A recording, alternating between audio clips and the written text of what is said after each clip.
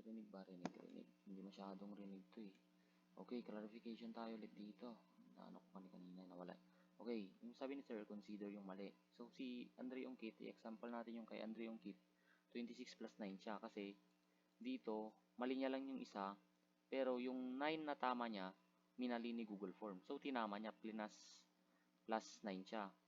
Kung mali niya naman yung dalawa, ibig sabihin, pag mali yung dalawa nyo dyan, kunyari si Pasiano sa Tornina, ginawa nyong Gregorio at Leonora, mali yan, di ba? Pero tama nyo yung Narcisa, Soledad, pababa, marurong yan lahat ni Google Form. So, hindi talaga ito yung score nyo, yung nasa taas. Yan, hindi talaga yung score nyo. Kasi mali yung walo, yung natitirang walo eh. Ang gagawin nyo dyan, ipa-plus nyo yung mali dito, dun sa picture na isisend nyo dito. Kasi hindi yun ang tunay na score nyo. Kasi sabi ni Sir, i-consider, di ba? Okay, yung mali nyo na dalawa, naging mali lahat. So, ngayon, yung tama nyo na minali ni Google Form, i-plus nyo na lang. Pababa kunyari, kung yan yung tama nyo, o i-plus nyo na lang dito sa picture na isisend nyo.